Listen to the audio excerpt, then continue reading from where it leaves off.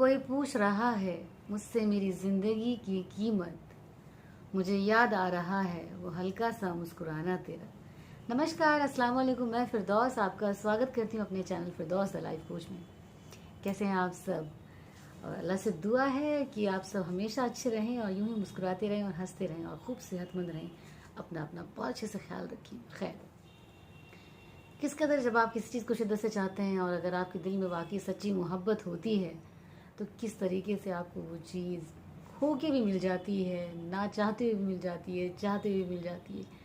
कहने का मतलब ये है कि हर तरह से वो चीज़ आपको मिल जाती है, बस आपकी शिद्दत में सच्चाई होनी चाहिए और जो आपकी जो कहते हैं ना एक जो ख्वाहिश है वो इतनी प्योर होनी चाहिए कि खुदा को भी वो चीज़ मंजूर करनी पड़ जाए कि भाई हमें तो ये करना पड़ेगा इनके लिए, क्योंकि बच्चा जो मांग रहा है वो गलत तो नहीं है। और अगर आपकी वाकई जायज़ मांग है तो अल्लाह उसको ज़रूर पूरी करते हैं।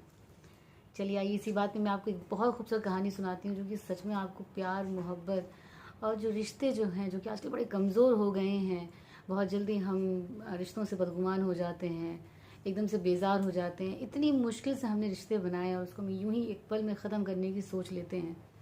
तो कैसे आपको ये कहानी मोटिवेट करेगी कि किस तरीके से रिश्तों को संभालना चाहिए और प्यार से और भी ज़्यादा प्यार करना चाहिए। तो चलिए आइए मैं आपको कहानी सुनाती हूँ। एक आदमी होता है, उसको अपनी वाइफ से बहुत मोहब्बत होती है, जैसे कि सभी को होती है, तो उसको बहुत बेइंतहा मोहब्बत होती है और वो टूर एंड ट्रैवल का काम करता है। तो जाहिर सी बात है कि वो काफ़ी घूम फिर के भी आया हुआ होता है बंदा, तो उसको लोगों को घुमाने का उसका काम होता है। तो खैर, तो ऐसे ही एक यात्रा पे उसको निकलना होता है, एक मतलब कहीं घूमने जाना होता है। तो अपनी वाइफ से कहता है कि चलो इस बार हम दोनों चलते हैं, तुम भी मेरे साथ चलो, क्योंकि वाइफ अक्सर घर के कामों में मसरूफ़ रहती है तो जा नहीं पाती है। तो इस बार वो अपनी वाइफ को कन्विंस कर लेता है कि चलो मेरे साथ चलो बिकॉज मुझे अच्छा लगेगा। तो खैर वाइफ राज़ी हो जाती है।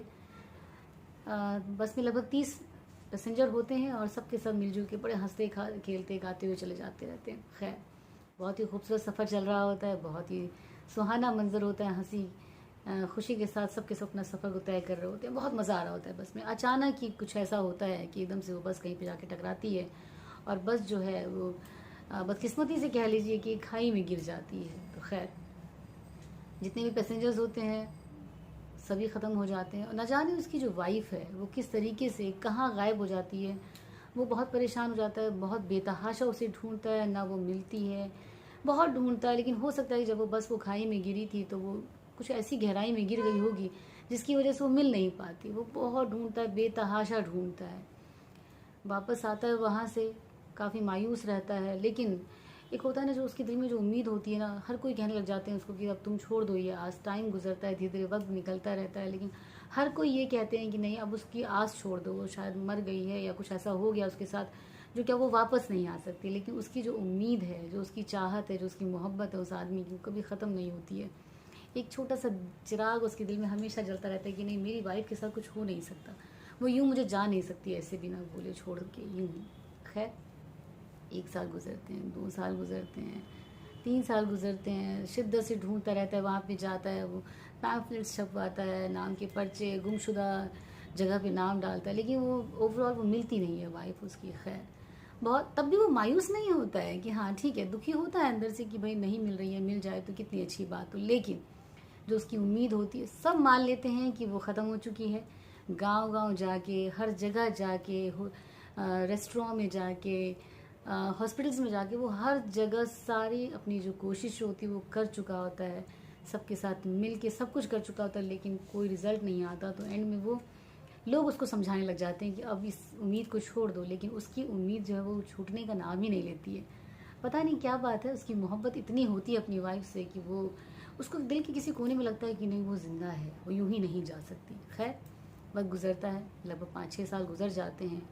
उसके पास वो अपने जो जो पर्चा छपवाता है उसकी उसमें वो अपना नंबर डाल के रखे रहता है। तो उसके पास एक कॉल आती है लगभग 5-6 साल बाद कि भाई इस तरीके से फ़लाँ जगह पर फ़लाँ गांव में एक लेडी मिली है जो कि थोड़ी सी जिसकी जो दिमागी हालत है वो इतनी अच्छी नहीं, लेकिन वो यूं ही भटकती सी रहती है काफ़ी टाइम से। लगभग 4-5 साल हो चुके हैं, 5-6 साल हो चुके हैं, वो यूं ही भटक रही है और वो बोलती बोलती कुछ नहीं, लेकिन उसकी जो शक्ल है जो आपने अपने पर्चे में जो छपवाई थी उससे मिलती जुलती मुझे ये मिला पर्चा, तो मुझे लगा कि मैं आपको बता दूँ।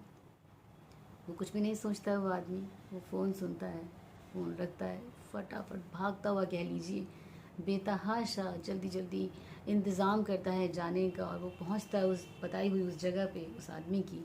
और जब जाता है तो वाकई वो देख के उसकी खुशी का कोई ठिकाना नहीं होता। वो इस कदर ज़ार ज़ार रोता है अपनी उस वाइफ के गले से लग के। बेशक उसकी होशो हवास इतने अच्छे नहीं होते हैं, क्योंकि जो एक्सीडेंट होता है बस का, उसके गम में वो लेडी जो है वो थोड़ी सी डिप्रेशन में चली जाती है। उसकी दिमागी हालत जो है वो सुध-बुध जो है वो खो देती है। लेकिन चाहे किसी भी सूरत में उसको अपनी उस वाइफ को देखकर, पाकर इतनी खुशी मिलती है कि वो उस खुशी को बयान नहीं कर पाता है। और खैर गले मिलता है, उसको प्यार से लाता है, उसको ठीक करवाता है, उसकी दवा उसकी इलाज करवाता है, और धीरे धीरे करके उसको ठीक भी करता है। और मॉरल ऑफ द स्टोरी यही है कि किस कदर जब एक इंसान अपनी, कहते हैं ना, अपनी बात पे आ जाए कि नहीं ये बात तो होनी है, तो वो होके ही रहती है। तो इसलिए कभी भी जो एक उम्मीद का दामन है वो छोड़ना नहीं चाहिए, और आपकी चाहत में इतनी शिद्दत होनी चाहिए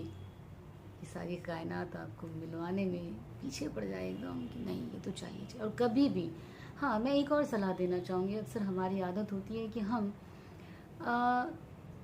बेशक बोलने से पहले सोचते हैं, लेकिन सोचने से पहले नहीं सोचते हैं। और हम हमेशा न जाने कभी कभी हम ऐसी बातें भी बोल रहे होते हैं जो कि हम चाहते नहीं हैं। लेकिन मैं ये कहना चाहूँगी कि जो हो रहा है वो तो हो ही रहा है, वो बेशक आपके हाथ में नहीं है। लेकिन क्या आपको वाकई वही चाहिए जो हो रहा है, या आप वो चाहते हैं जो होना चाहिए आपके हिसाब से?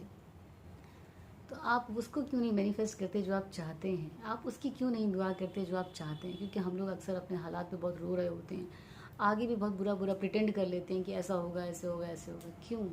हम जो चाहते हैं वो क्यों नहीं सोचते हैं? हम जो चाहते हैं वो क्यों नहीं बोलते, ताकि वही चीज़ होनी शुरू हो जाए? क्योंकि एनर्जी तो रिवॉल्व करती है, सराउंडिंग्स में हमारी एनर्जी जो है वो मूव करती है, हमारे यूनिवर्स में जो है वो एनर्जी मूव करती है। मैंने पहले भी बोला हुआ, और मैं आज फिर से याद दिलाना चाहूँगी आप लोगों की, कुछ भी बोलिए, कुछ भी सोचिए तो सोच के सोचिएगा, क्योंकि जो आप बोलते हैं वो होता है।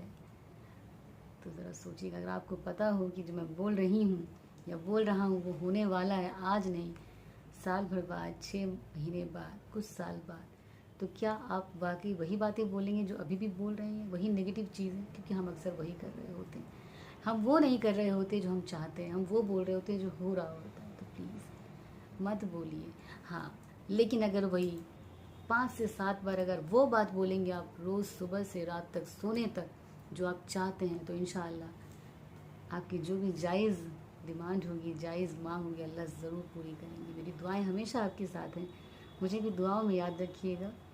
बहुत बहुत शुक्रिया। मैं इसी के साथ चलना चाहूँगी, और बस यही कहना चाहूँगी कि मेरे इस चैनल को जो भी नए लोग जुड़े हैं सब्सक्राइब कीजिए, और मेरी वीडियोस को खूब सारा लाइक और शेयर कीजिए ना।